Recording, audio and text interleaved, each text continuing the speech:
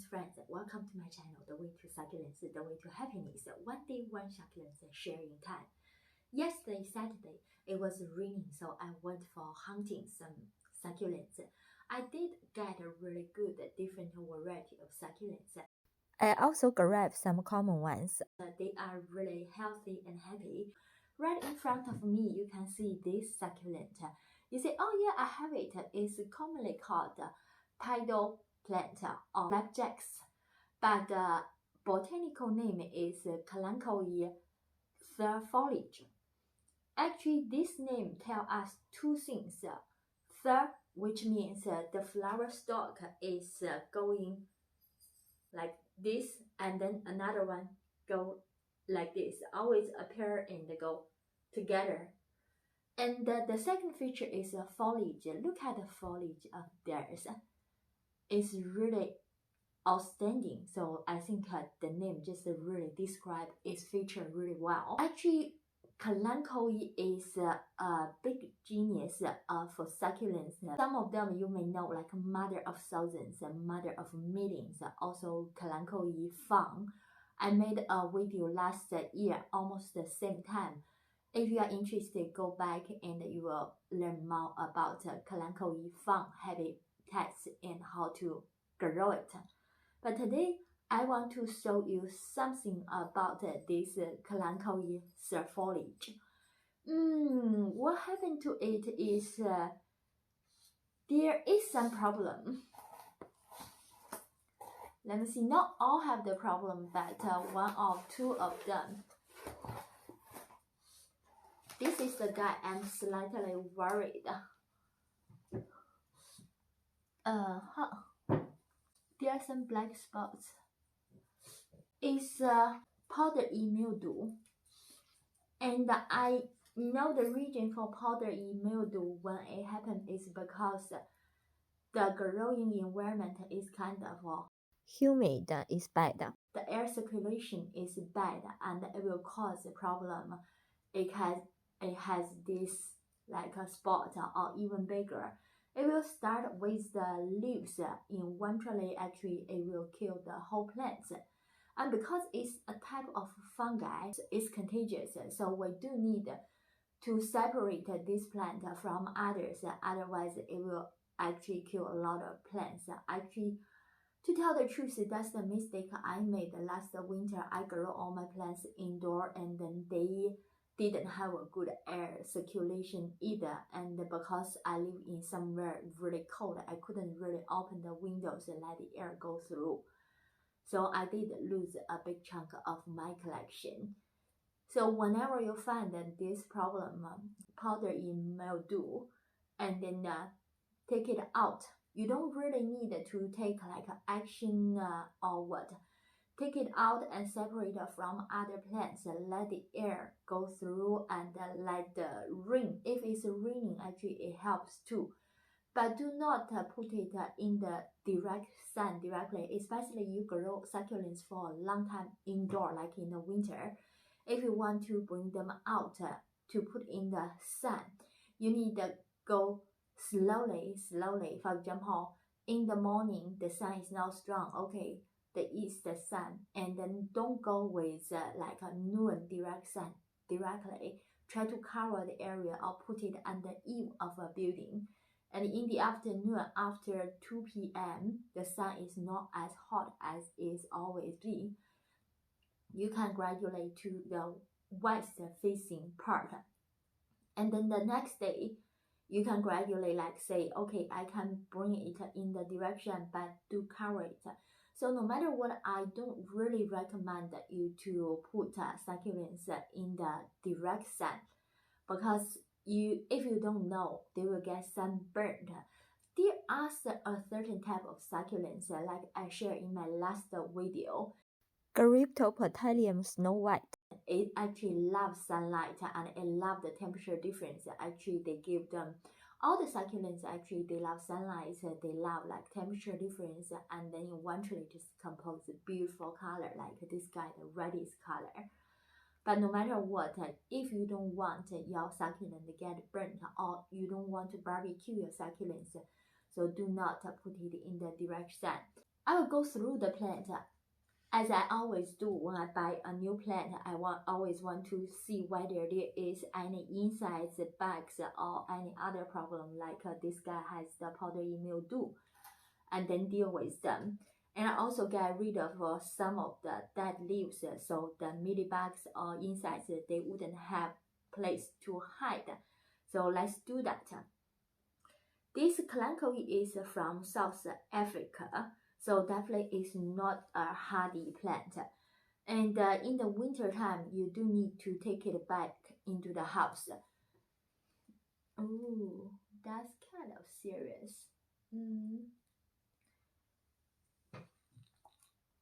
Maybe because the light, you cannot see it well enough, and then this portion is turning black, which actually is because of the mildew. It's not mealybugs.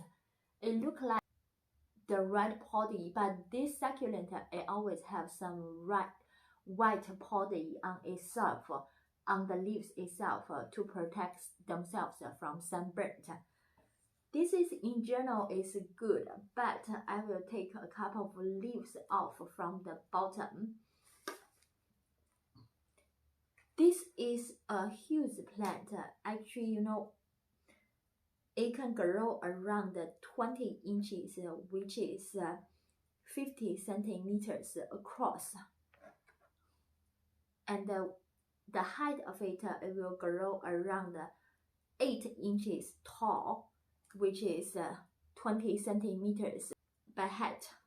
I took one piece of the leaves from the really node section. This can be propagated from the leaves, so I will just put in the box on a piece of paper towel, let it fully callus for 2 days, or at least 1 day, 24 hours. Then I can just propagate it. And this leaf here, this tiny little guy, doesn't look really healthy or happy, so I decided to do the same. You may say, wait, when it flower, what's the flower like? It flower in the autumn and winter time. The flower stalk can be really tall, which is around 33 feet, 1 meter tall. But unfortunately, this guy is one of the monocarpic. After its bloom, the plant die, the mother plant die. But the good thing is they will give you a lot of off-size babies, so you don't need to worry about its dying.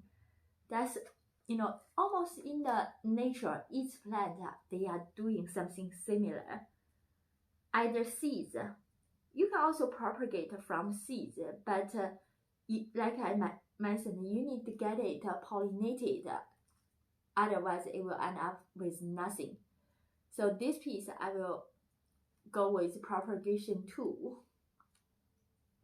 This piece you see is broken from the middle. It doesn't look really nice with the whole plant, so I will do the same.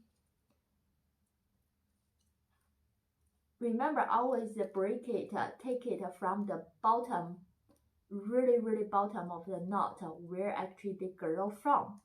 You will have more opportunity for the propagation. This guy is good, but I will put it outside. Right now the temperature is around 42 Fahrenheit. In Celsius, which is around 5-6 degrees centigrade, is not ideal for these plants to grow. But if I let them go through like a different temperature in the evening and the daytime, they will show really pretty color. So I'm not that worried. It couldn't like deal really low temperature. Whenever there is the foliage, the leaves add the organ with containing the water of the succulents, bring it in if the temperature is below freezing. This is the second guy, is denser. You see this guy, the leaves are more open,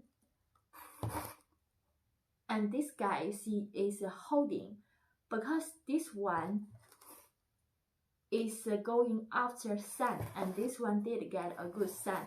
How did I know it? When I went to the nursery, it's funny, this guy is on the shelf. It can get sunlight, and this guy is hiding underneath the shelf. So it didn't get a good sunlight. That's why it's not like a compact. This one doesn't have any powdery mildew problem too, because it's on the top. The air circulation actually is better.